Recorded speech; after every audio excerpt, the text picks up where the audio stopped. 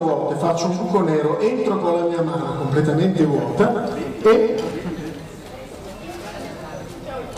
c'è il foulard. Grazie. Adesso le mie mani saranno più veloci dei vostri occhi.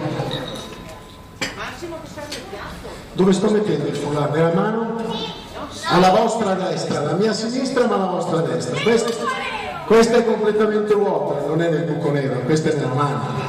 Spingo forte, attenzione, se non è in questa mano dove può essere? No, non c'è neanche nell'altra, non siete stati attenti. Non siete stati attenti perché no, non è nel cilindro. Potrebbe essere qui, ma...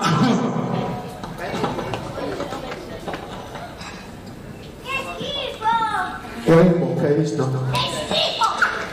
Però c'è un modo differente anche, cioè io sono un mago che ogni tanto spiega i giochi ai bambini. Allora, il foulard lo metto nella tasca destra, va bene? Tiro fuori il foulard, lo vado a inserire nella mano sinistra come prima.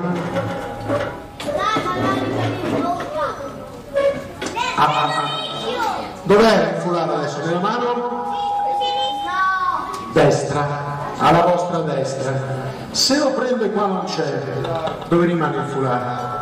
In bocca! E questa mano qui? No, non c'è il pollice finto, c'è un uomo, vedi via Saputella che è mezz'ora che vuoi sapere tutto e non ne hai azzeccato una. È mezz'ora che sei tutto da YouTube e quante ne hai indovinate? Zero, e ci provi. C'è un uomo. Sei? Cosa vuoi sapere te? Avete capito il trucco? Ah, si vede? Allora ve lo rispiego. Allora te lo rispiego, perché se tu l'hai capito, chi è che ha capito per primo? Chi ha capito per primo? Era un maschietto che aveva detto. Allora, si prende il foulard e nella mano destra cosa vado a prendere adesso in tasca? Bravi, l'uovo invisibilmente adesso ve lo faccio vedere, ok? Poi cosa vado ad inserire? Il foulard dove? Dentro l'uovo! Bravissimi. Dentro l'uovo c'è il...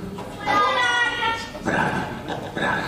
Siete stati molto attenti, perché io se ci tengo il pollice sopra non si vede.